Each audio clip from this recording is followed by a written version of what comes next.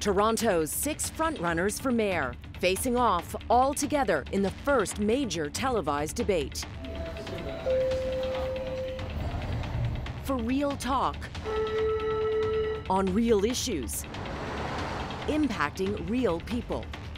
From the University of Toronto's Scarborough campus, we're shining a spotlight on one of the most diverse communities that makes up more than 25% of Canada's biggest city. This debate is organized by Scarborough's leading community groups. They shared a mass survey with over 100 grassroots organizations and garnered 500 responses from those who call Scarborough home. Their feedback has been consolidated into critical questions. Some will be asked by people in our audience who have personal connections to the very issues important to them, this community, and to you. The ballot for mayor is 102 names long. Invited tonight, the top 6 candidates, according to the most recent public opinion poll conducted by Forum Research. They are Olivia Chow, Mark Saunders, Josh Matlow, Mitzi Hunter, Anna Bailau, and Brad Bradford. Candidates will have 1 minute to answer a question, followed by 2 minutes and 30 seconds of open discussion. Thanks for being here. Thanks for coming, everyone.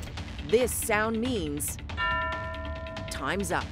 Who will make a real difference? You decide. This is your city, your vote, your voice. Keep Scarborough connected. City News, the debate begins now.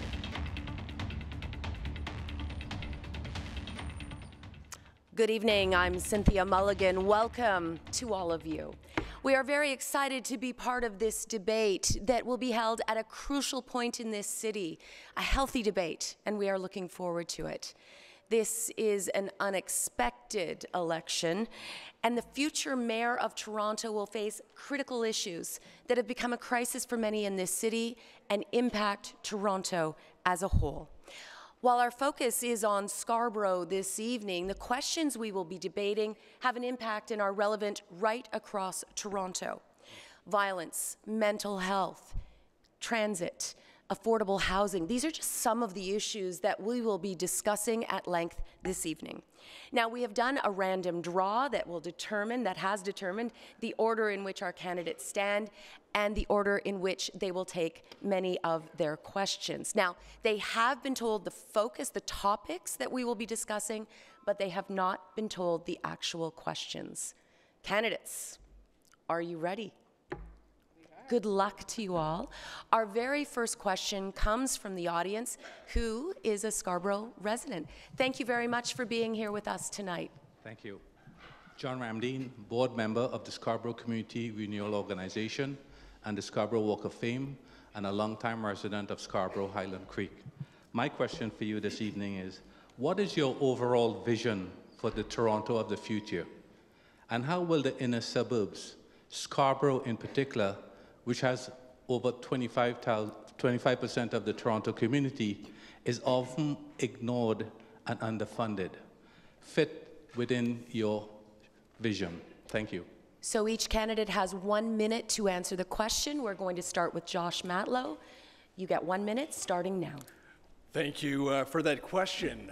So my vision for Toronto is one that is a city that works, a city that is safer, more affordable, and more livable, where we make the right investments toward the services that have been declining for far too long, whether it be fixing roads on streets like Brimley or Warden or Shepherd, or competently clearing the snow in the winter, to getting our kids into rec programs, to creating more cricket pitches, to getting more outdoor rinks, to investing in our suburban areas like we've done in other parts of the city.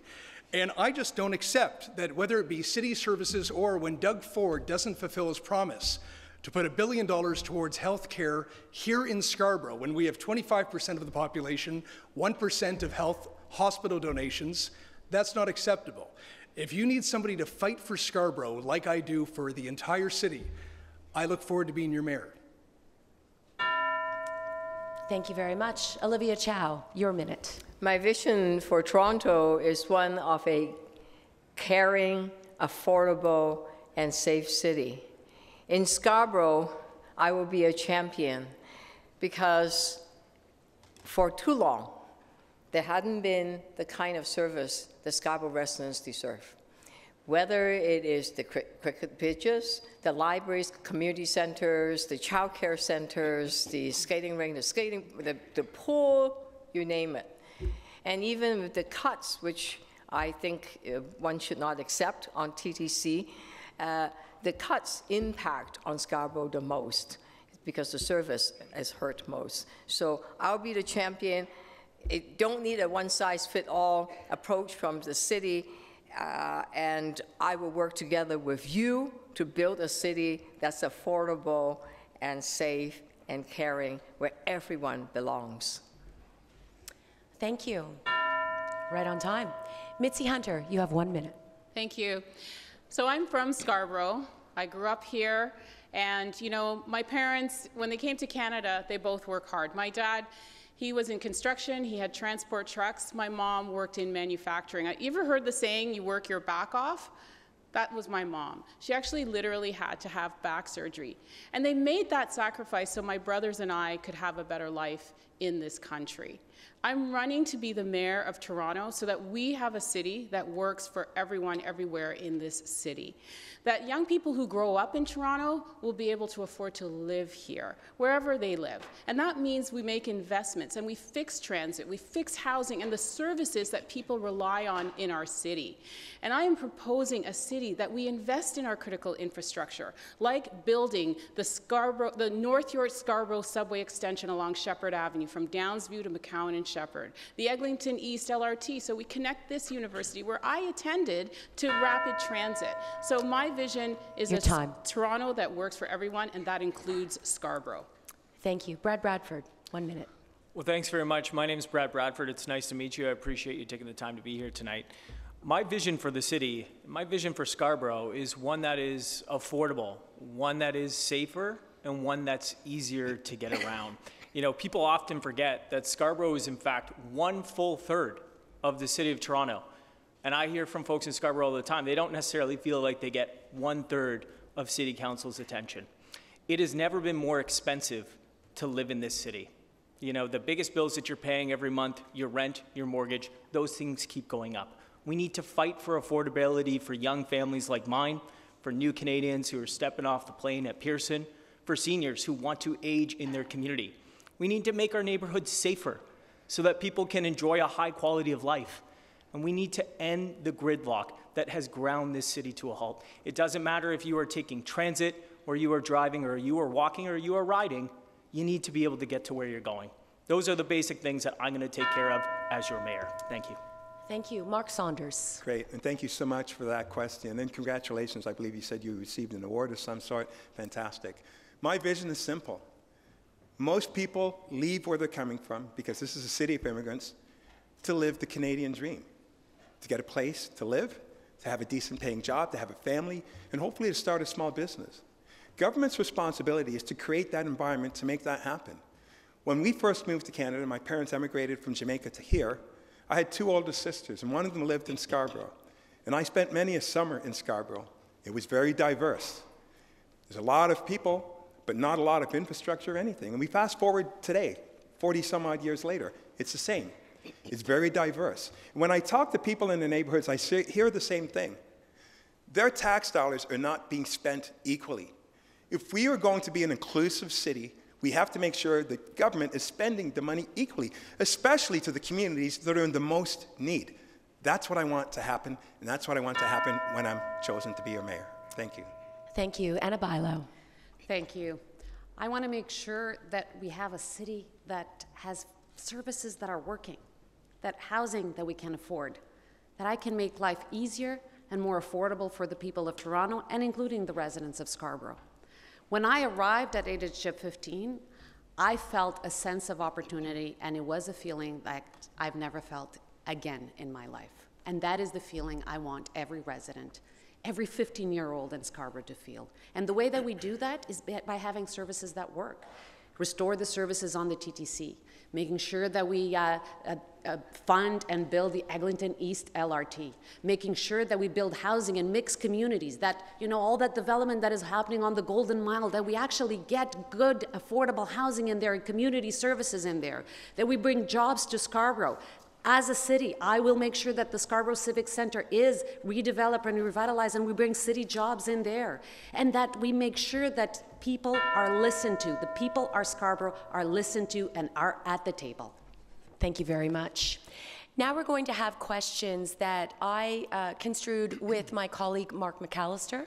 You know he's been following each of your campaigns very closely, adding analysis and context. He's been following you like a hawk. We've worked on these questions together. We're going to direct a question to each of you. You get 1 minute to answer, and then the rest of you then can jump in and debate this for about 2.5 minutes. I'm going to start with you, Brad Bradford.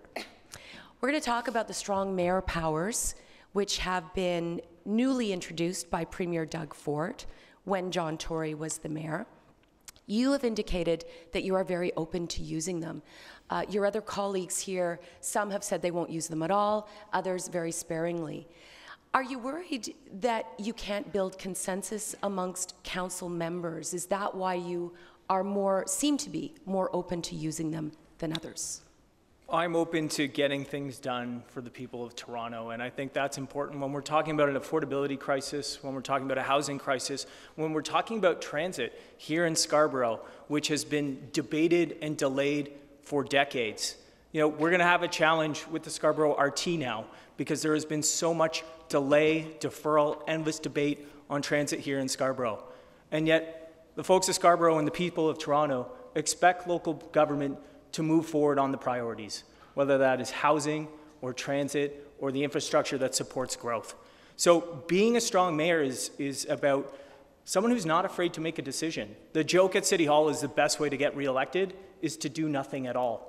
And I saw it as an urban planner when I worked in the chief planner's office. I saw endless debate, deferral, delay. Nothing was getting done.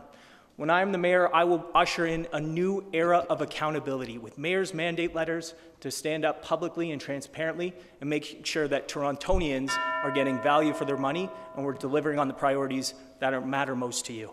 Okay, I invite the rest of you to jump in on that. I'd be happy to. Josh. I will not be using the so-called strong mayor powers because I believe in democracy, and I don't believe that the ends justify the means. Thank you. In fact, minority rule over the majority opinion is the antithesis of democracy. So there's just no reason and no good rationale to just throw to the wayside our basic principles, the tenets of democracy, to do that. The way that a mayor can get things done is by the strength of their conviction and the strength of their ideas. Okay. There's no mayor that hasn't been able to do that, and I intend to get our agenda through because of your support. Everybody's putting their hands up. Olivia, I'll go with you, and then Mark and Anna, but I invite you to jump in. We don't have to be this polite. Okay. As long as we can hear each other. I agree. It's the power of the program you're supporting. Remember Mel Lastman? Yeah, nobody? At the time, you know, I was able to get all council members together, including the mayor, to say that we need to feed children in schools, especially here in Scarborough, so they don't. Yeah, you can't learn when you're hungry. So right now, 200,000 kids get good food in their tummy every day. Yeah. It's the strength of the program that matters. It's not that strong mayor's power. Yeah, Mark. So, I mean, with all due respect, government has responsibility to make sure the people that come into the city have opportunity. That's their role. When we look at the numbers right now, which state that 90% of purpose-built rentals are over 40 years old, that's because the buck doesn't stop with the mayor. The mayor has a responsibility and has to make decisions. Experienced leadership is what is needed and necessary. Collaboration is, yes, an important tool, but you can't have a small group of people handcuff decisions that need to be made. Our city needs to grow, and we need to make sure that the opportunities are available for people to have housing. The issue is that this is only allowed to be used according to provincial priorities. I am running on my whole plan and my whole agenda that I intend to have council work with me to support. I'm not running on the provincial agenda. And the biggest concern is somebody like Mark Saunders, who's literally an agent for Doug Ford. Imagine. How would we be able to stand up and stop the destruction that Doug Ford is doing to our cities, the sell-off of the Greenbelt to his donors, the Science Center, everything going downtown away from the suburbs? That's what Doug Ford is supporting. That's what Mark Saunders will do. So let me be very, very clear. It is very important to have people that have relationships with council. It is very important. I'm actually, thrilled that I have two Scarborough councillors supporting me, Nick Mantas and Paul Ainsley. I think one of them at least is here. And that tells you something. You need to work with councillors to get your whole agenda through. You have 25 people. You don't have political parties. And you should definitely not have a premier to tell you what to do and what priorities you should set as an agenda. There's one thing that is missing from this conversation around strong mayors. And I came out very early to say that I will not use the strong mayor's power. And, I just resigned my seat to run in this mayoralty race. And I fought that at the provincial level because it diminishes local democracy, which diminishes the voice of the people. It is your representatives at City Hall that will have less of a say. And so why would we do that? Okay, our job I'm is going to cut it off here. We're going to get to our next question.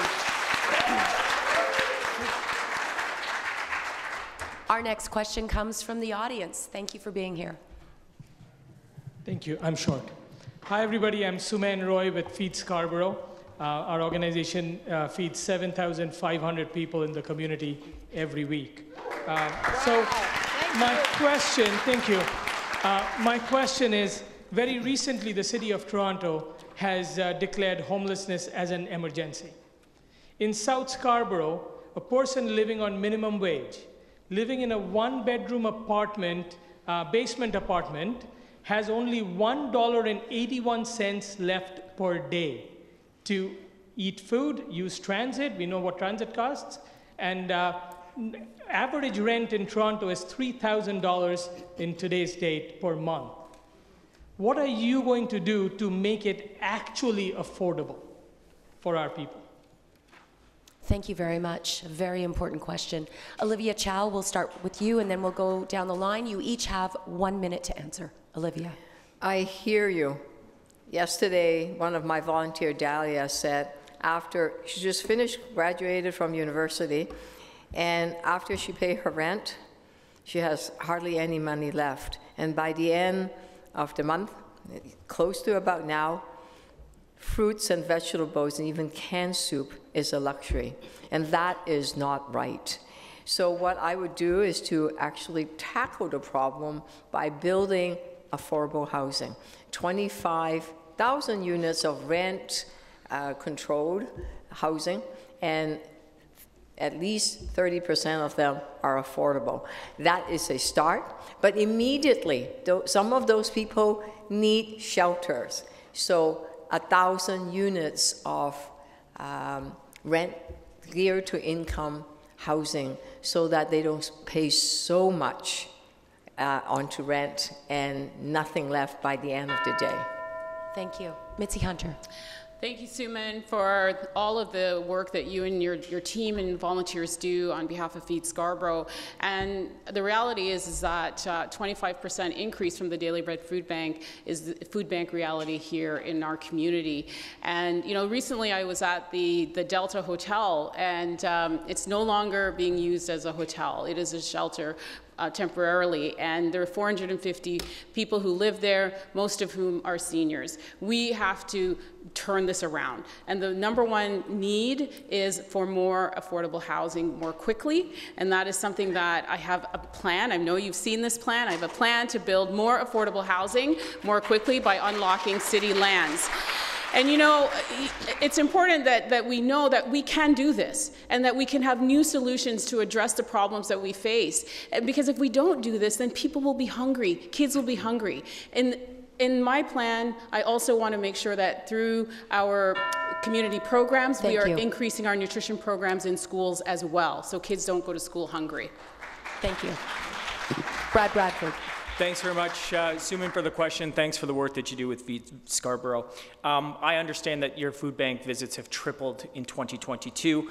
We heard from Neil Hetherington of Daily Bread that they had 270,000 client visits in the month of March alone. You've all seen the videos. You've seen the lineups outside the food banks. The challenge is the people who are having to line up are folks who are fully employed. You know, it's getting harder and harder to put food on the table. And that is because we're experiencing an affordability crisis. It has been rightly noted that the biggest bill that you face every month is your rent or your mortgage. And the City of Toronto has the unenviable statistic of having the slowest housing approval rates in the country. It takes nearly 3 years to get an approval in the City of Toronto, and that's unacceptable. We need more housing supply. We need more in our neighborhoods. That's why I approved multiplex at council last week, so we have more rental options in more neighborhoods right here in Scarborough. That will improve affordability for people. Thank you. Mark Saunders. Great. And thank you, Suman, for what you're doing. You know what? You define what the city is made of good people who try to help others. You know what? There is a responsibility for government to make sure that these things are happening. And I can tell you in the past that has not happened. When you look at my plan, it speaks to cutting the red tape. I've heard over and over again, the red tape is a huge issue, and because there's lack of supply, the cost of everything is going up, and it's going up significantly. I'm hearing how rooming houses that are illegal, that were illegal here in Scarborough, were used $400, $500, now they're up to $800, and people are scared to say anything. My plan is cutting the red tape so we have the opportunity to build and to build more. The fact that there's now opportunity for rooming houses and things along those lines is great as well too. But we have to make sure that we do this collectively, and we have to build now. And if we don't, we're going to wind up continuing to do this. Everyone else has not developed. As I stated, 40 years is the average age of the purpose-built rentals. Thank you. Anna Bailão.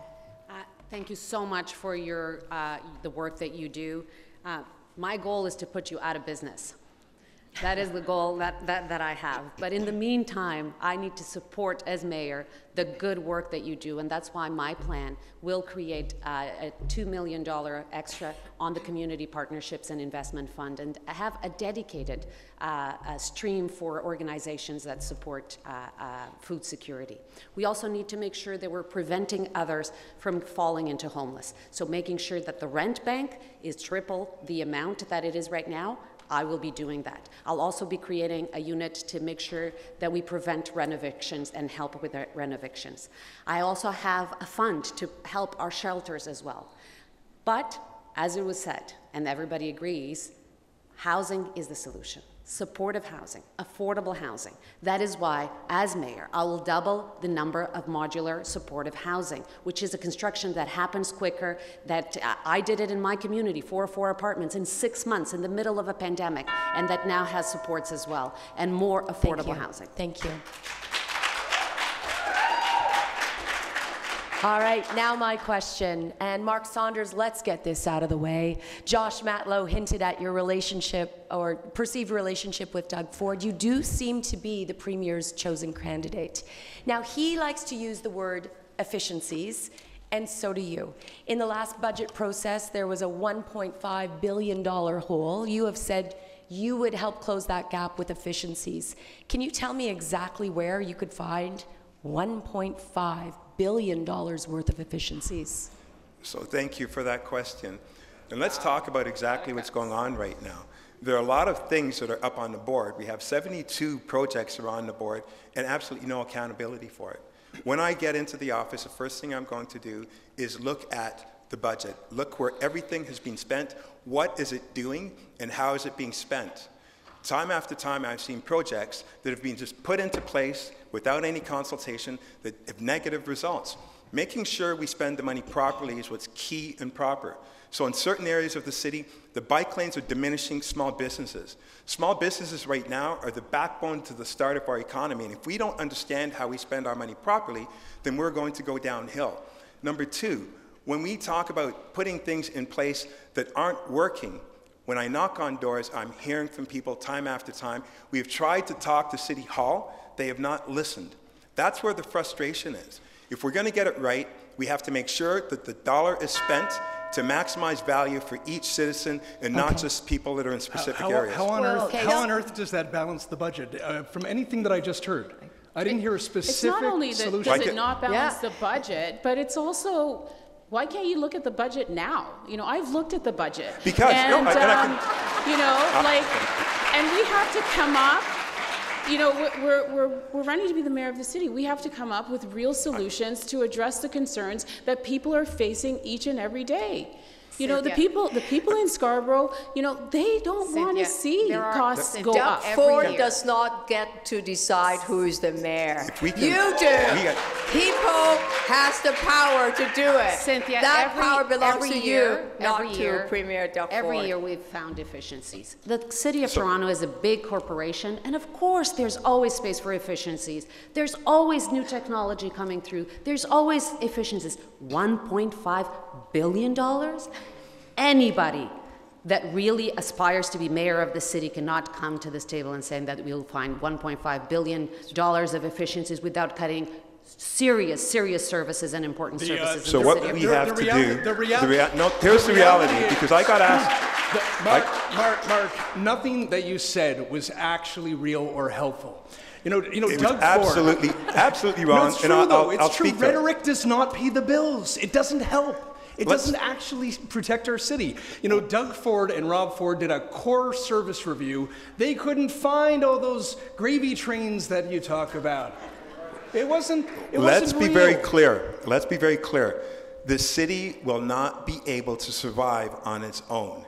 If we are going to be successful, we have to have strong partnerships with all levels of government. Yes, the not federal to roll over for them to not to roll over or tell them what to do. You partner with them. The federal government you stand up has given with them. us billions of dollars. The province has given us billions of dollars. The question is, what are we doing with our money? So when we're spending $105 million on bike lanes, when people are lying on the sidewalk, that is not spending money Let's talk about real savings. Okay, Bradford. Let's talk about real savings, because that's what Torontonians expect. I am the only candidate who's taken the position that, like every other municipality in this province, we ought to open up tendering to a fair, transparent, competitive bidding process for municipal infrastructure. This has been done in the city of Hamilton, and they saved 21%. How is that going to help? How is that going to help the operating budget? How is it going to help? Because that's capital. How is it going to help the operating budget? We could save the city $200 million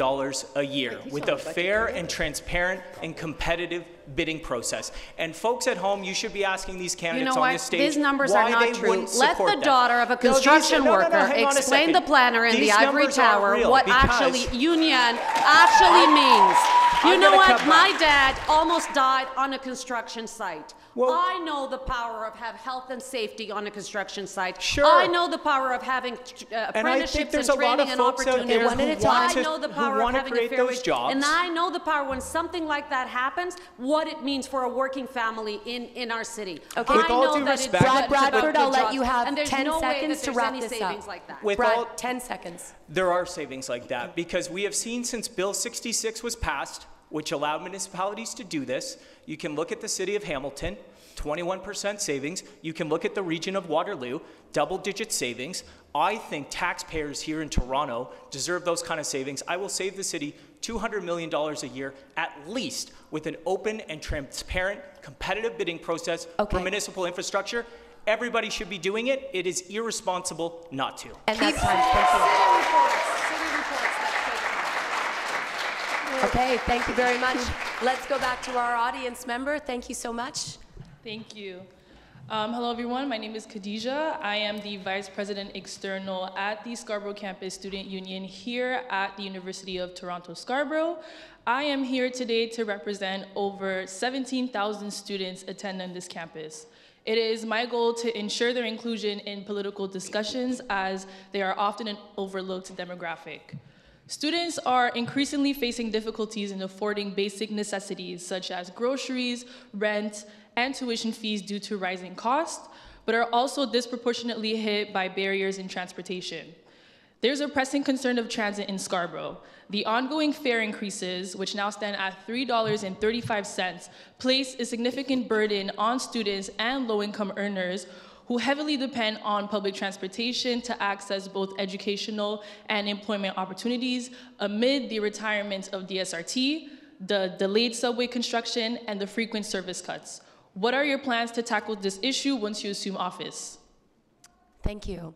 Mitzi Hunter, we'll start with you. Well, thank you, Khadija. It's great to see you, and I'm an alum of UTSC as well. And, you know, getting around is very costly, and one of the things that I want to do is integrate the fares. So if you transfer from the GO line to the TTC line, that you're not being double dinged for that fare. And I think that that would also help students and also open up more transit access routes for an area of the city that lacks that in the short term. I've also said that I would stop the death spiral, right? So we're lowering the services and increasing fares, and 13 of those routes are right here in Scarborough that were cut. So I would reverse those service cuts, make sure we have those buses and those routes ongoing, and reverse the fare hike as well. And so it is important that we think about how people are getting around. We want people to get where they need to go quickly and in a reliable way. And we also have to invest in new transit construction, and that's something that I will do, including connecting this campus to the subway. Thank you. Brad Bradford. Thanks very much for the question. You know, transit is so important to move people across this city. And for decades, politicians at City Hall have failed Scarborough. In fact, there are councillors on this stage who have made a career out of fighting transit in Scarborough. And as a result, City Hall has delivered nothing but debate, deferral, and delay on those major infrastructure projects. And now we're faced with the situation where the RT is closing and people are going to be left without that reliable transit. I am committed to making sure that we have fast, reliable bus service in the interim. But I am also committed to working with Metrolinx, working with the province to make sure that we get that subway built as fast as possible. Folks in Scarborough have suffered too long from indecision from politicians, very disconnected down in City Hall. We have to make transit safer, more reliable, and get those key infrastructure projects done faster so that you can get moving. Thank you. Thank you. Mark Saunders. So all the politicians that are here are talking about things that they are going to do when the reality is they had the opportunity of doing it and it wasn't done. Scarborough is always left at the kids' table, time after time after time. I want to make sure that everybody's voice is heard. That's why I'm running for mayor. The loudest voice in the room can have a say, but the decisions aren't going to be made based on the loudest voices in the room. And we have to change the measuring tools. When we look at the geographics of Scarborough, the fact that 74% are visible minorities, the fact that it's got the largest number of newcomers probably in the country, you can't measure just on how many trips are generated. You have to also measure on the impact that it has. People that have to use it. It is a way of life. It is a necessity. So understanding the complex needs of certain communities, specifically Scarborough, and then creating the right measuring tools so that we can move forward and collectively is how we develop a better city overall by making sure all voices are heard at the table. Thank you. Anna Bailo.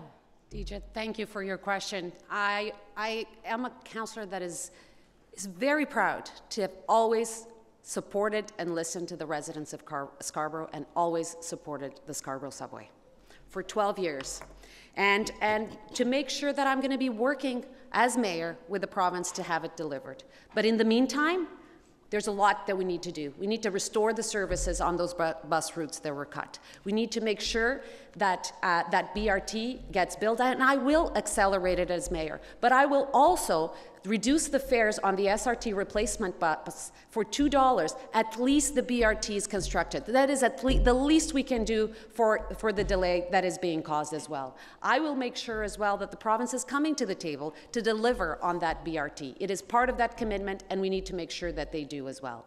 And I will have the Eglinton East LRT that some people on this stage thought that it should stop at U of T, but now the city is working to go all the way to Shepherd and McCowan. I will have it delivered. Thank you. Josh Matlow. Too many politicians have been misleading Scarborough residents for far too long.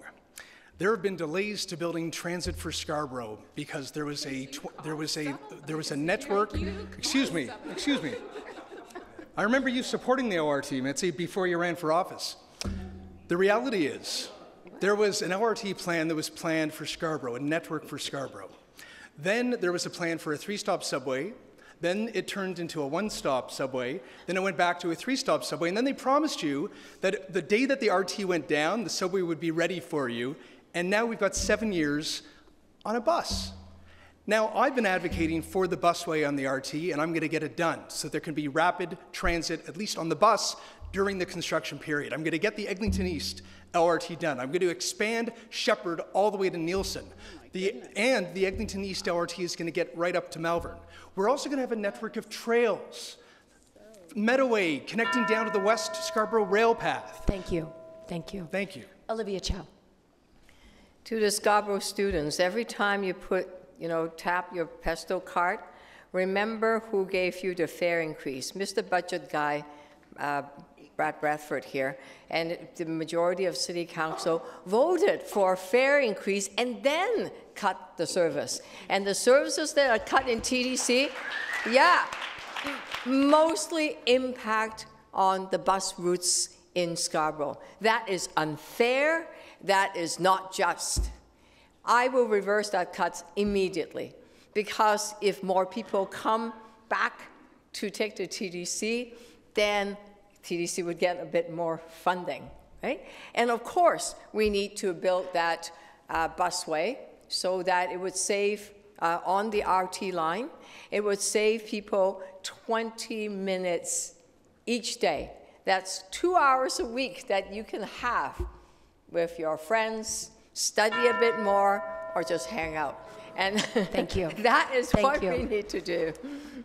Okay, now my question. Anna Bailão, you have said you will not raise taxes beyond inflation, a stance similar to John Tory's. You have said you will find more revenue for the city by uploading the Gardiner and the DVP to the province. Yet Doug Ford has made it very clear on more than one occasion that that is not going to happen. He is the man who makes that decision. So is the very foundation of your platform then built on a dream? No, I've heard no too many times, Cynthia. I've heard no when I try to stop the TCHC homes from being sold, and people told me it couldn't be done, and I got a $2.6 billion fully funded capital backlog. We have, the reality is we have a $1.5 billion hole, but we have a $46 billion capital and operating backlog in the city. We need a new deal for this city. And I'm bringing one pragmatic solution to the table, because the Gardiner and the DVP is actually 2 highways that used to be provincial highways that are used by over 50% of riders that are not from Toronto, and we are the only city in the regions that is actually paying for highways. What I'm saying is that we need that money to use to fix the services. I believe, like the Premier, that I will have the mandate on June 27. I believe that, like the Premier, that there's only one taxpayer and that we need to do a better job for the City of Toronto, which is the economic engine of this province and of this country. Okay. Who wants to begin? Mitzi. Well, I just want to know what you're going to cut if that does not happen. If Premier Ford says, too bad, you're stuck. Mitzi, what are you going to cut? What are you going to cut? You haven't said how you're going to fund the $1.5 billion either. I have an affordable housing plan that's going to build more affordable housing more quickly, and it's transparently posted on my website, mitziformayor.ca. So I have a plan. What is yours? Mitzi, because Ford has already said he ain't going to do it. Your plan what are you going to cut? I don't take no for an answer. You take it, I don't. I don't. I stand up for the City of Toronto. The other side like the residents of Scarborough stood up to have their subway, I will stand up for the City of Toronto for a new deal for Toronto. That is what we're going to be doing. Okay, I'm going to let Brad jump in and then Josh. Let's stop talking about the cuts and let's talk about the 20% tax increase that Olivia Chow is going to strap to your property tax bill and send it into outer space. This is a conversation about affordability. Hey, this is a remember, conversation this is the about budget affordability, guy and that the reality makes is, your fares, okay? folks in He talks Scarborough about more and transit people and here he in makes your Toronto fares. cannot afford $700 more a year in property tax hikes from I don't know Olivia how Chow. you get It's those figures. 20%. I have asked her. 20%. I could take you through the numbers. Do you want me to do that? Well, Folks, do you want me to take you through Olivia Chow's 20% tax hike? I know at the Is end that of the what you day, want? I've been all you asking do her is for weeks to be cut honest with folks about TTC how service. expensive Okay, she's I going to know make where life you're in coming Toronto. from. She Let me refuses to tell you answer Just a the moment. question. I'm going to let Olivia respond, Let then me Josh tell you Matlow. how I'm going to pay. You know, I don't know if You're any gonna jack one the of you taxes, could actually 20%. Let's let Olivia respond. buy a home that is 5 million, 10 million, 20 million. I don't think so. Those people that are buying these homes, 2% of all the home sales are these folks. Don't you think Those they should taxes pay are a bit more? $40 million. Yes, there's and a the land transfer $1.5 tax. billion hole. And There's this a is- 1.5. That would be a They 39% should tax pay their increase. And this fair is my share. point. There's not That enough little generates the boutique money. taxes that Olivia can put well, on let me people give you to another actually pay idea. for all the Another promises that idea she's is those making. speculators And that's that why when we add up the keep numbers, their- folks at Toronto you can know, expect a 20% tax speculators that increase keep- with Josh Olivia Chow Matlow. because the vacant home tax is not going to cover it. Okay, The Olivia, just a MLTT moment, is and not then- going to cover it. And so Olivia Chow will either be breaking her promises or jacking your taxes, and that's an I've important heard thing that for before. folks in Toronto May to I know. answer the question? I'm going to let Josh Matlow and then Olivia. You can have the last word, Josh. Okay. This isn't how to make a city that works.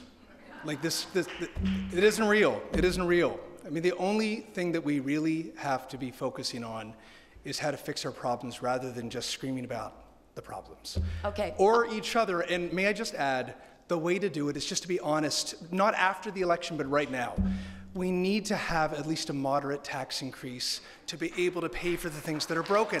It's real, it's honest. If we want to fix our roads, if we want better access to recreation centers, if we want to send our kids to camp, if we want to fix, the problems that we have, if we want to help our most vulnerable, we're going to have to pay for it. We can't have it both ways because we're in a budget hole and we have to be real about this. Okay, I'm sorry. I'm going to have to cut this off. hand up and you didn't give me a We're chance. going to continue this topic on the next one, so I'm sorry. I have to cut this off right now. I apologize. We have to stay on schedule. We are going to go to our audience next for our next question. Thank you for joining us. Hi, good evening. My name is Sugantini. I am from Sri Lanka. I'm a single mom. I moved to Toronto for 20 years ago. Now I'm living in Scarborough for 18 years with my son. He's a teenager. The issue is safety is near and dear to my heart, and that what my question is concerning. Not only do we need safe transit, we need safe streets, we need safe communities that brings both the support of police as well as support addressing the root of violence. What will you prioritize to address safety in Scarborough? Thank you. I think that sums up every parent's fear. Thank you so much. Brad Bradford, we're going to begin with you. You have 1 minute. Well, look, thanks very much. A safe city is such an important thing for all of us, and I hear from folks all the time, whether they are riding the TTC or issues on main streets with local businesses, or the scenario that you just described as a single mother with your kids. Folks are feeling less safe in Toronto today, and it's not to say that Toronto is Gotham, but it does feel a little bit less safe. It's important for us to acknowledge that in 2003, we had 700 more frontline officers than we have today, 20 years later. And while we ask a lot of our police officers, there is important police officer work to be done in our communities to keep them safer. But we are also dealing with complex challenges around folks in mental health crisis, folks who are experiencing homelessness, folks who are using substances. We need to make sure that we have coordinated response to have better action on those issues as well. Get people to help where and when they need it. I will be expanding the mobile crisis response teams across Toronto so that we have those services for people. Mark Saunders. Great, thank you. Well, again, my platform is public safety. North, south, east, and west, when I knock on doors, that's what I hear. People are concerned about the safety. They're concerned about the random disorder and random crimes that are happening. But it's very rich to hear everybody here, Brad, Anna, and Josh voted not only to defund the police, but also to remove their guns. So when they're talking about community safety and also talking under a different breath about removing the guns to enforce the city, I find it ludicrous. We have to make sure things are safe. I have the best plan for it. No one else here will come close to it.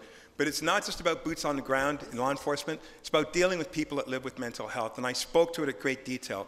That has been one issue that has been neglected for decades. You have my commitment, and if you look at my plan, making sure that we're working with the right resources, having outward-facing resources, and a lot more to help those that live with mental health in order to keep our city safe, so that it's about dealing with those issues as well as the crime in order to keep our city safe. Thank you. Anna Byline. Let's bring some facts to the table.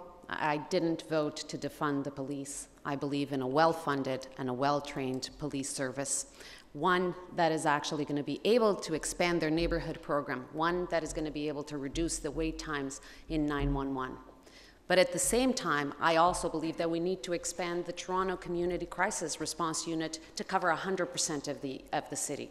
This is a unit that was created to respond when somebody's in a mental health distress, so that actually our police service can focus on what they need to focus on, auto theft and homicides and the real crime.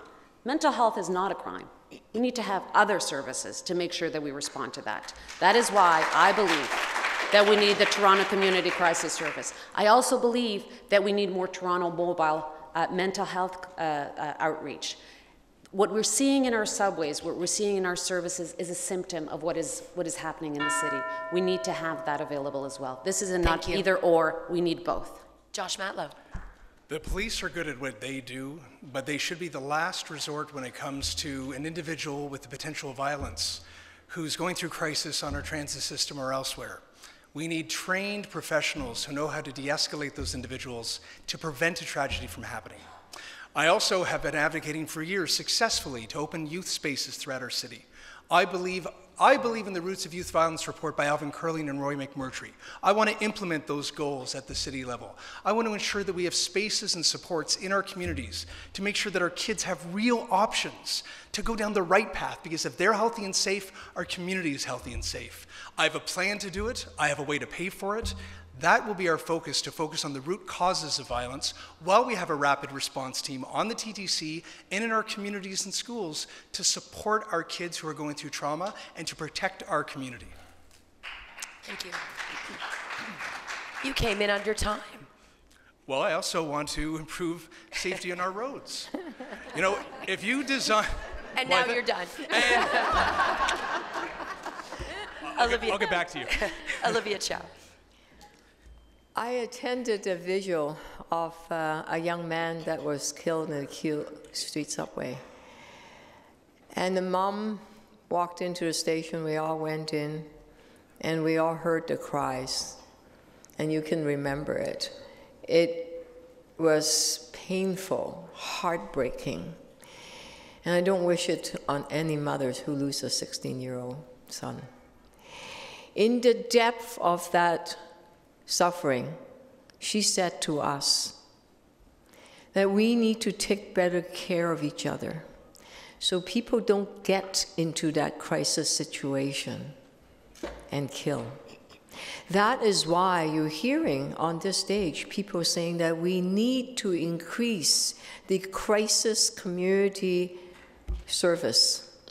What that does is send mental health professionals out to help these people, put a roof over their head and have support service so they can heal, they could get better, and I'm sorry, I'm going to cut you off. Peaceful. Thank you. Mitzi Hunter. There's nothing more important than a city where people feel safe and are actually safe. And in the last year and a bit, I've been to 2 high schools where students were shot and killed in our community here in Scarborough. And when I talk to the principals, what they ask me for is, it's not more police. What they ask for is more investments in programs for young people so that we can deal and address with the root cause issues. This is a complex issue. There's no one single thing that will solve it, because if there was, we would have done it already. We have to work cohesively, pay attention to those social determinants of health, poverty, education, employment, housing. These are the things that we have to do to make sure that we have a safe city. And yes, there's a role for the mobile units and the wellness teams and all of those things, but the most important thing that we can do is make the investments that are needed in our young people and in our city so that we have a safe city. As mayor, that's what I would do. Thank you.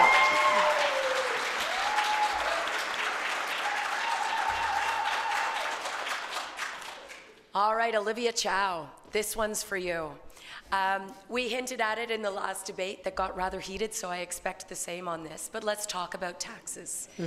Your opponents, in particular Brad Bradford, paints you as the big spender that's going to bankrupt property owners. How high will you raise taxes? What is the bar? Because I do think people have a right to know. And would you consider other revenue tools? Thank you for that question and give me opportunity to explain what I was trying to say. It's putting a budget together. It's like a household budget. You look at what is the needs, what kind of service do we need, and we build it. I have 10 years of experience in the budget committee building up a budget. And then once you come up with all the services people need, whether it's transit, housing, kids programs, after-school programs, all those important things that you're hearing about, then you look at what kind of sources of funding do you have. My whole thing is about a balanced budget and also keeping life affordable. No, I'm not increasing your property tax to 20%. That's not on.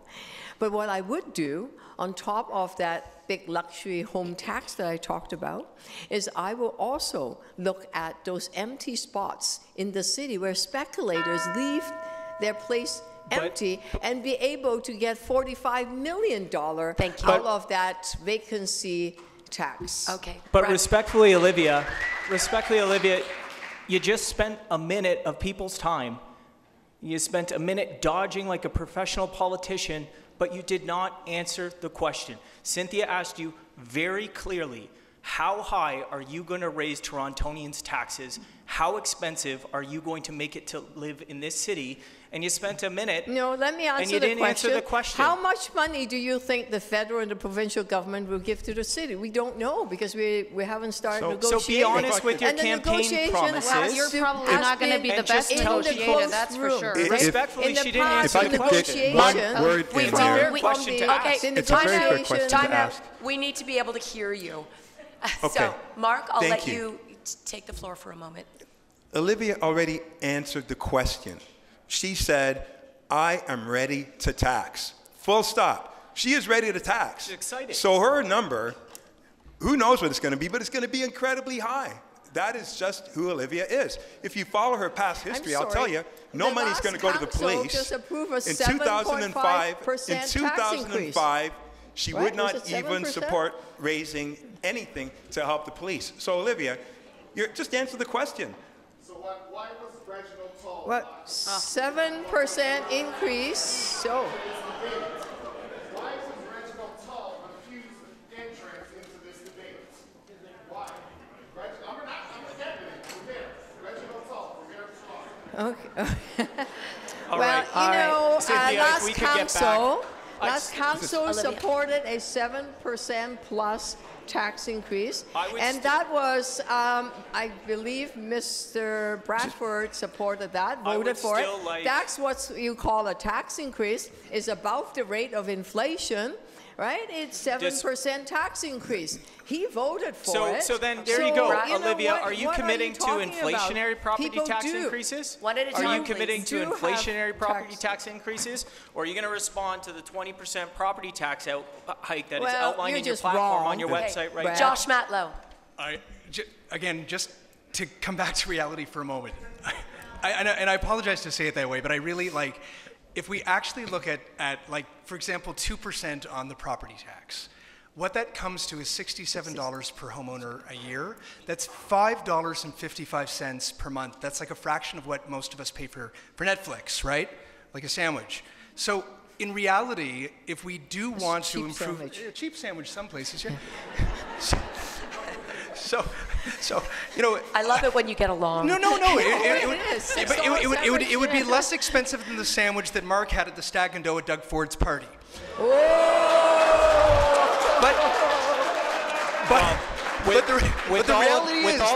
the reality is,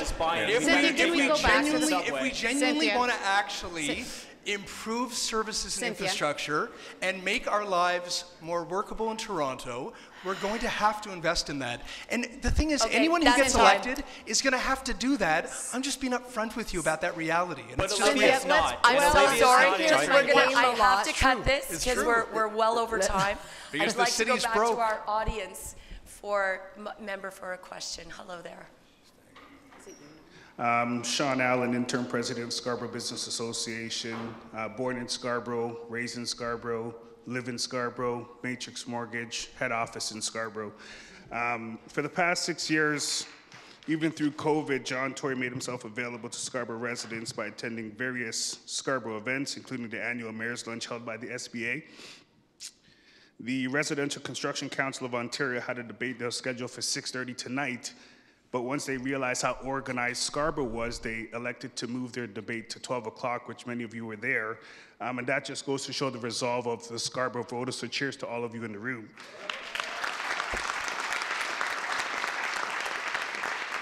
So Scarborough is shaping up to be a key battleground area, and the next mayor just may be selected by Scarborough residents. With that being said, Scarborough, with that being said, let me get here.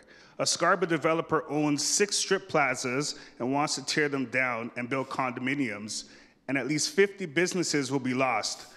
How will you help to ensure that development doesn't threaten to remove small businesses, preserves employment lands, and that Scarborough is an affordable place to do and operate business and to provide jobs for Scarborough residents? Thank you very much. Mark Saunders, we start with you. Great. Oh, yes. Okay. First off, thank you for that question, and I remember you at the other event, so now it all is making connectivity. Right now, there's so much uncertainty. Anytime there's uncertainty in any city, businesses will not come in. People that want to start businesses will not start businesses. If you have fear of taxes being raised and 2 people over there are talking about a sandwich, when someone else is talking about people are left with $1.81 a day, a sandwich happens to be a big deal, with all due respect, and I'm sorry. Making sure that we are doing it right, making sure that we are supporting small businesses, because it is the ecosystem of our economy. If small businesses are supported properly, if investments are made, then it allows the opportunity for big businesses to want to come here. And that's what Toronto is about. It is coming here and having an opportunity to have a job, and a good job. But if we do it the wrong way and vote for the wrong person, businesses will be leaving, as people are leaving the city right now. Thank you. Anna Baila.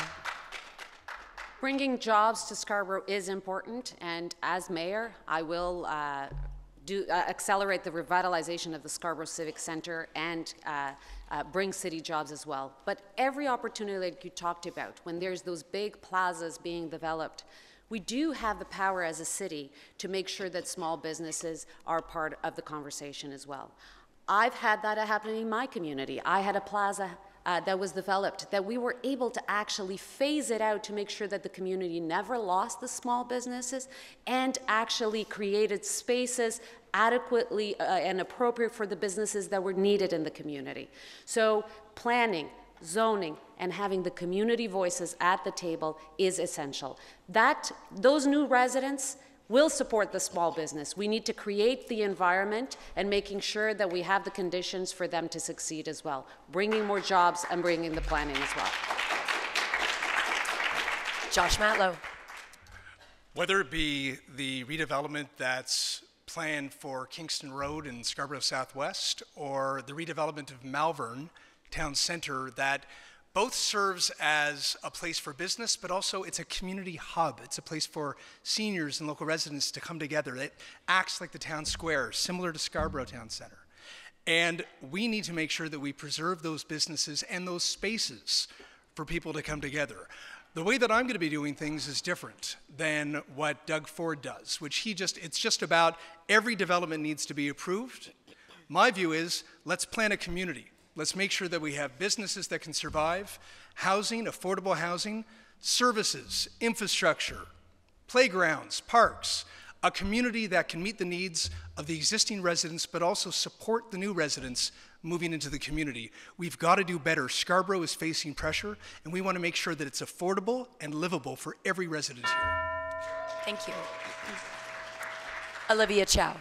Many people use the Melbourne Town Centre, Woodside Square as a place where they gather. It is a community hub. And we're going to lose a lot of that in the Melbourne Town Centre. In Woodside Square, you still have parked a new library, but it's not comprehensive enough, which is why a secondary plan needs to take place so that we can have other community services right in that square. But there was a promise to bring city jobs to Scarborough Civic Centre. That last administration promised it. Let's get it done. Let's bring the jobs right here into Scarborough Town Centre so people could work and live in the same area and save a long commute time. I think that's very important. Let's unleash the entrepreneurial spirit of people in Scarborough. There are a lot of folks that want to start up small businesses. Let's support them and give them the information and cut some red tape at City Hall. Mitzi Hunter. Thank you for the question, Sean, and congratulations on being among Scarborough's Walk of Fame. You know, I started my career by starting a small business in Scarborough, right at Pharmacy and Lawrence. And, you know, the reality is that Scarborough is and will change, especially as we build out transit. But we have to make sure that the industrial commercial lands that we have are not eaten up and just building houses, which is why when one of the candidates on this platform suggested that we just pave over the Ontario Science Centre and build houses, I said it's a bad idea because we need institutions and we need investments in Scarborough. We need investments, and that's what I will bring with my affordable housing plan. My 108 projects will have retail and below market for small businesses who can also have things like grocery stores, ending food deserts, and we just have to be intentional about that as we're making projects that we build in the commercial and the industrial use as well as the housing. Thank you. Brad Bradford. Thanks very much, Sean. And you know what, I appreciate you investing your time, your talent, and your treasure here in Scarborough to build a business. But as you pointed out, it's not easy. I had an opportunity to connect with an entrepreneur, Stan, who runs Cable Stop on Birchmount. And you know, he told me it's been 30 years of effort.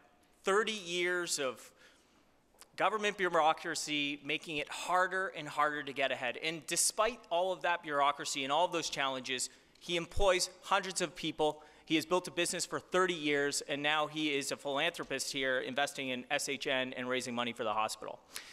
What do we need to do as local government to support small business?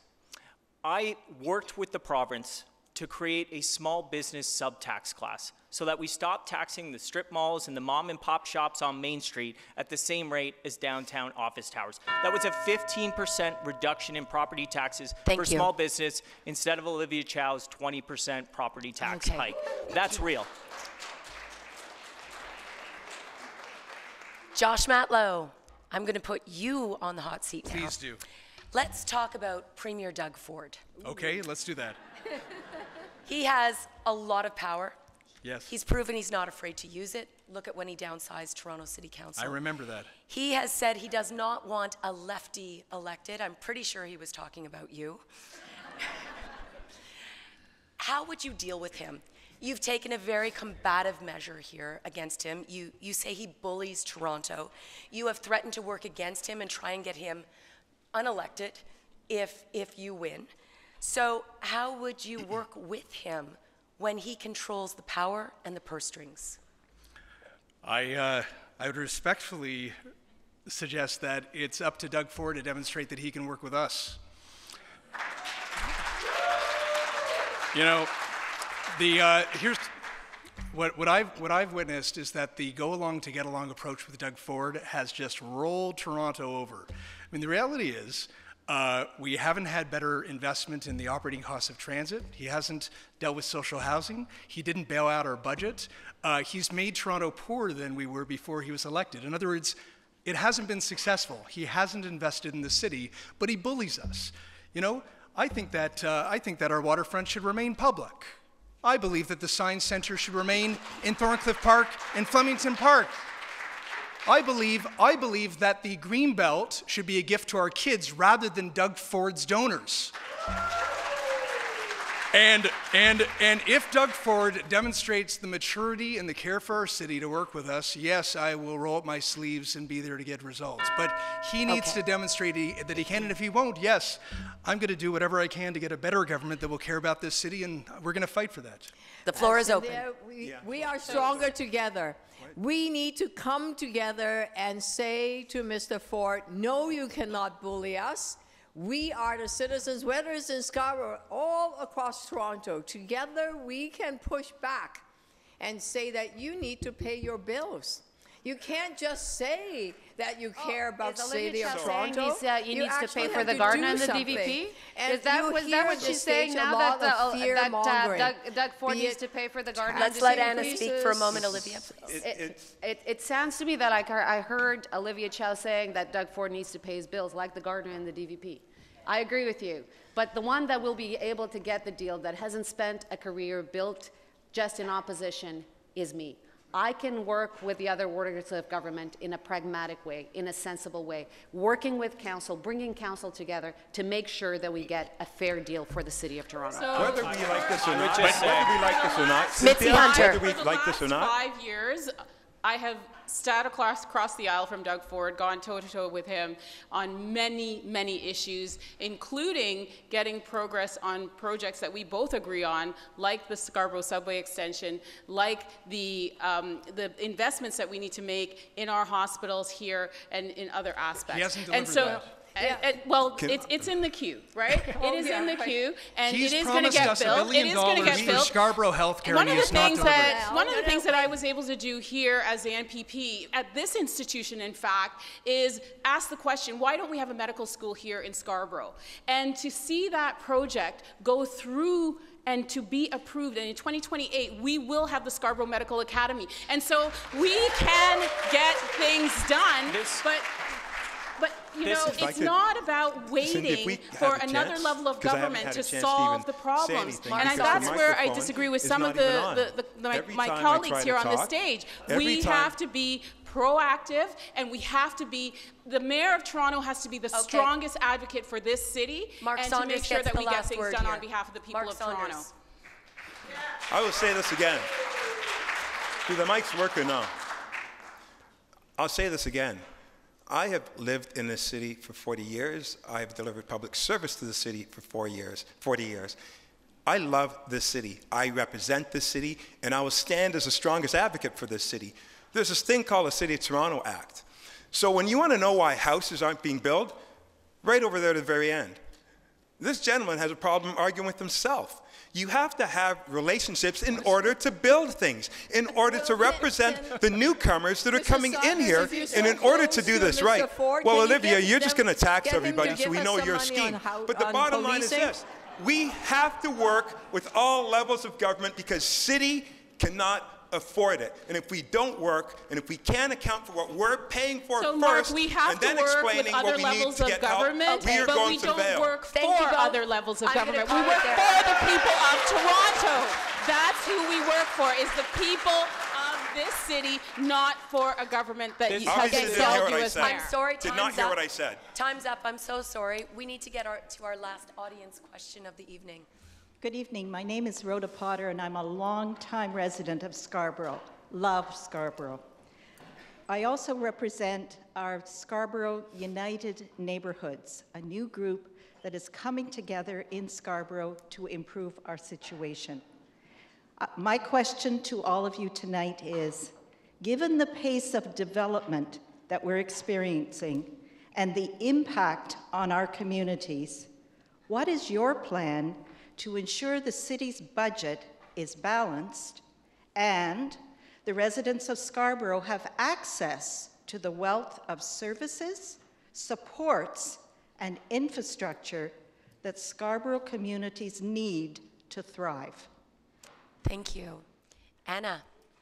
Thank you. We definitely have a growing city and a growing Scarborough. There's a lot of development happening in here, and we need to make sure that the infrastructure is coming as well, that the libraries and the parks and the community centers are part of what needs to be developed as well. But this is actually the perfect question, actually, around what we were talking about. We have a city that is fast growing, that has a real big budget issue. We cannot keep going the way that we're going.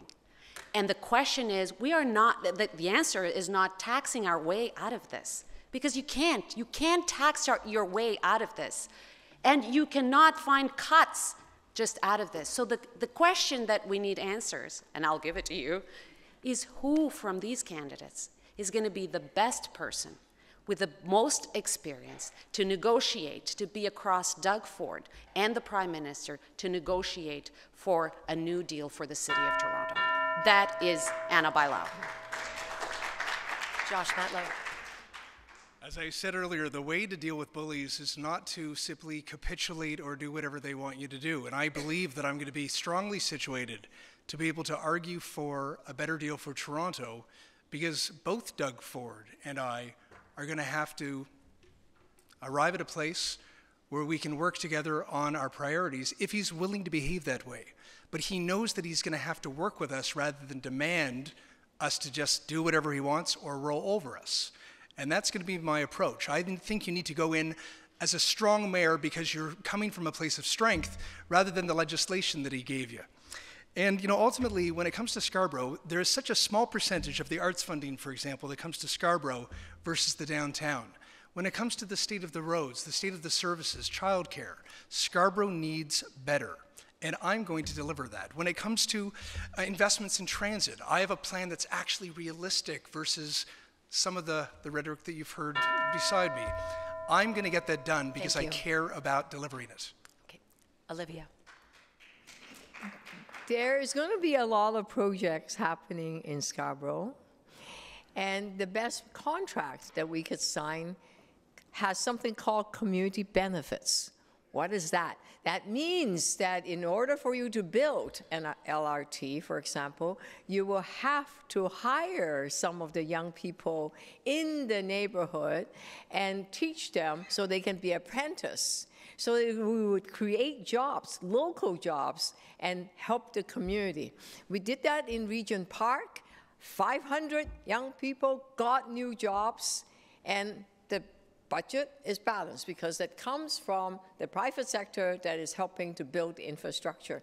We could put that in place in all the contracts that the City of Toronto is giving out to the different building infrastructure that is coming on. And it's a win-win situation, create jobs, help the young people, and make the community feel proud. Mitzi. So I'm from Scarborough. I know what it's like to be on that outside, and you want inside of City Hall. And that's why I'm running to be your mayor, because we need a stronger voice. All of the programs that I've put forward have a perspective of a city that works for everyone, everywhere. The 108 projects in my affordable housing plan will bring amenities like Toronto Public Health offices to have prenatal clinics, breastfeeding clinics, Toronto Public Library, satellite branches, which are needed in our communities here. Making sure that our city has all of the amenities and the services in each community, not just clustered in the downtown. That includes investments in the arts. It includes investments in transit. It includes investments in public services like fixing the potholes that are plaguing our cities and our community. Scarborough will have its fair share if I am your mayor. Brad.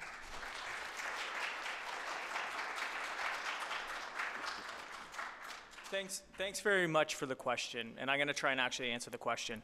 I am committed to delivering more housing and infrastructure here in Scarborough, and for far too long, downtown councilors have forgotten a full third of this city, which is Scarborough. As we do that, we are also going to build the infrastructure, the transit, the green spaces, the amenities that are essential to vital neighborhoods. I had an opportunity to go play cricket in Flemington Park on the long weekend, and you know what they told me? They told me that they need cricket facilities, not just ones that are permitted, but ones for practice. That's an important part of community services. We're 10 minutes away from the Meadowway, and that is a project that many of you here in this room are familiar with. It's a great example of building the community infrastructure that we need more of, utilizing public lands to make life more livable here in Scarborough. As your mayor, I will deliver housing, affordability, and the infrastructure that supports it for residents. Thank you. And Mark. Thank you for asking that question, Ms. Potter, and you're so correct. Government's role and responsibility is to make sure that they create the environments to keep the citizens safe, and also the responsibility of making sure that there's affordability, of building. Government has failed in past years and beyond because they're not listening. Time after time, things are coming in your communities and you're holding your shoulders up going, why is that here? Because it's government-led. I'm reversing it. I want to hear the voices first from everybody, and then good leadership is making sound decisions and prioritizing what needs to be done. That is not being done right now. That is something that is key and critical if we're going to move forward. Government is not relevant because the decisions that they're making, people are just not listening anymore because it's so out of tune with what the real needs are. By having the relationship and having those conversations across the city, and I've worked across the city, we can then build a stronger Toronto because all voices are going to be at the table when it comes to making the proper decisions to make the city the fantastic city it should be. Thank you. My final question is to Mitzi Hunter. So we know there is a homeless crisis in this city. It is visible everywhere. We see people everywhere. 2 summers ago, police removed homeless encampments from parks. There was a large outcry. The city's ombudsman spoke out against it. And yet we see these encampments still today in parks under the Gardiner Expressway. What would you do with them? Would you allow them to stay? Are they safe? Yeah, you know, when I was growing up, my mom, she invited a woman who became homeless into our home. And, you know, she went on to buy a house, actually, in Brampton, and where she raised her kids. And so sometimes people fall into an experience, and it's our job as a city to just not let them fail. You know, we need to catch them. And these are great individuals, and we can't just scrape them out of parks and off the streets. We have to provide homes, and that's what I want to do. So my plan is, and I started with homelessness, is to have 2,000 supportive housing units, transitional housing. 10% of those on our streets are young people, and they need wraparound care and support. And so that's my plan. We have the temporary hotel situation.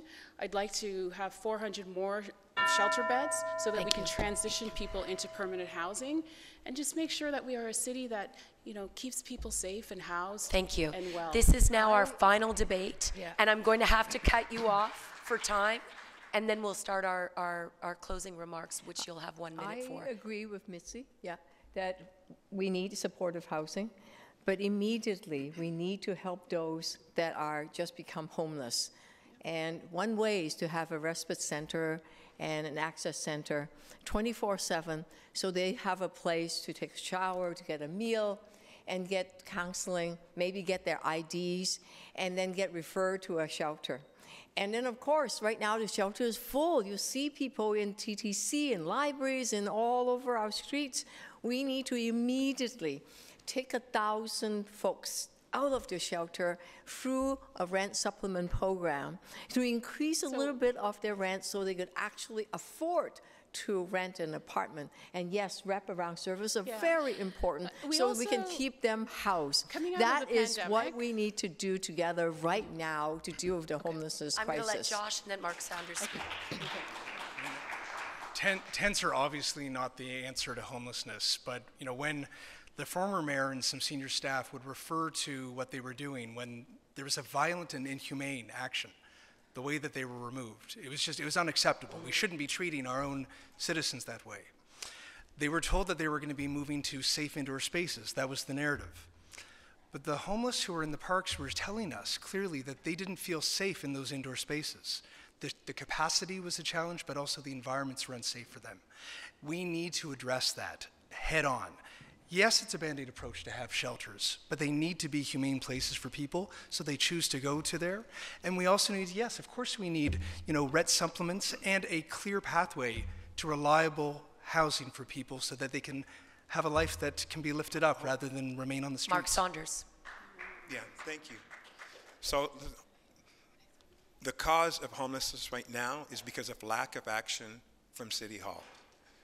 A lot of talking, a lot of consultation, but no deliverables. That is why we're in this state. And when we talk about homelessness, it is not a one-size-fits-all. It is about people that had misfortune losing a job or other reasons. It could be addiction, or it could be people that live with mental health. Making sure that each stream and strand is properly identified, which I speak about in my plan.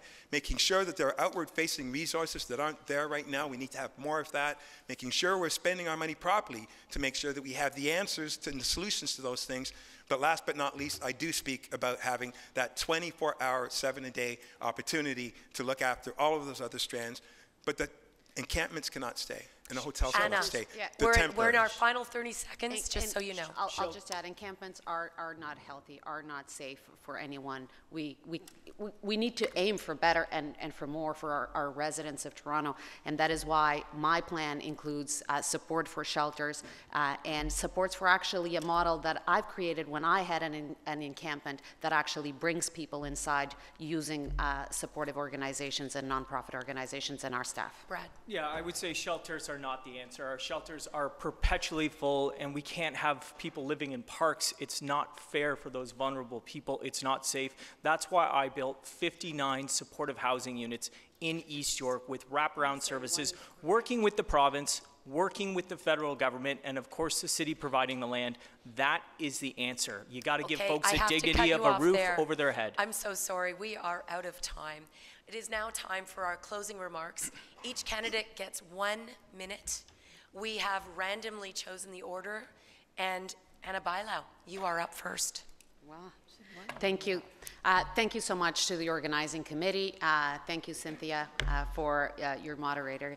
I love this city because it's given so much to me and my family. I came when I was 15, and I keep saying this, but that sense of opportunity, that feeling that I felt at that time, I've never felt again. And I want to make sure that people feel that. And for that, we need to make sure that we fix these services like the TTC, that we fix services like our recreational centers, like our parks, making sure that our kids have access to good playgrounds and good parks. We need to make sure that we build more housing so that our workers and our youth can continue to live here, that they don't get pushed out. So on June 26, we have a real choice. We can have somebody that is going to say that 2% tax increase, or not say how much tax increase, but is going to solve all the problems and that we're going to tax our way out of this, which is not true, or somebody that is just going to be there for the premier, or somebody that will actually get the job done. I have to cut you off. I'm sorry. I'm sorry. Mark Saunders. Great. First off, thank you all for attending. You being here is a statement that you too care about this city. And I want to thank everyone here that's running for mayor. You have to put it all out in the line, and you have the vulnerabilities. This is about the Canadian dream. I came here as an immigrant. I never thought in a million years I would have had the opportunity of being a leader of the largest municipal police agency in the country. My parents would never have thought that I would have an opportunity to run for mayor, the largest city in the country, the most diverse city in the world. My skills and knowledge are why I am here. I've learned by falling 7 times and getting up 8 times. I know what it means to go through the journey because I took the journey. Scarborough should not be on bended knee asking, you are paying your taxes, you deserve equal due at that table. City government has not paid attention to Scarborough. I will pay attention to everybody, not just the loudest voice, but to everybody. That's how we build a fantastic city that is inclusive and has the opportunity of living that dream that I had the opportunity to, because so many more are in the very same position and hope for the same opportunities as others. Thank you. Thank you. Josh Matlow, you're next. Scarborough has not had the attention, the investment, and the focus that residents here in Scarborough deserve. And I'm being upfront about how to actually fix the problems, whether it be the potholes on the streets like Warden, to investing in transit to connect the Eglinton East LRT to a Shepherd extension, to trails like the West Scarborough rail path, improving our lives. And I just want to say, just even beyond the platform, like, we often talk about Scarborough in ways that doesn't reflect the Scarborough that I know. This is the greenest part of our city. It is a beautiful part of our city. This is the land of Mike Myers and The Weeknd and Lily Singh. And I mean, this is a remarkable place, and we need to see it as that, and we need to value it that. You know what? The New York Times just, did you read it? They recently boasted about the remarkable restaurants and food here. Brad, even more than Jamaican patties. I love Jamaican patties. But it's so much more. Like, Scarborough is something that we can be proud of, but we need to do so much better. I'm sorry, that's time. Thank you. Mitzi Hunter. So, you know, when I was first elected in 2013, I visited a school just right at Morningside in Lawrence, and I noticed that the kindergarten kids were playing in a fenced-in area on concrete. And, you know, I helped the school to build them a playground, and every time I pass it, it's the shape of a little castle, and I see the kids playing. I'm also someone who has been the Minister of Education, leading very large and complex ministries, Associate Minister of Finance. And that's how I lead, whether it's noticing small things that need to be solved or complex systems that need to be changed. You know, I want to build 23,000 affordable housing units for people and families in this city. I want to create new neighborhoods so people can grow up and live in this city that we all love. So I want to have this opportunity to work together with all of you to fix the six. And Mr. Sean Allen, the next mayor might not only be chosen by Scarborough, she may be from Scarborough.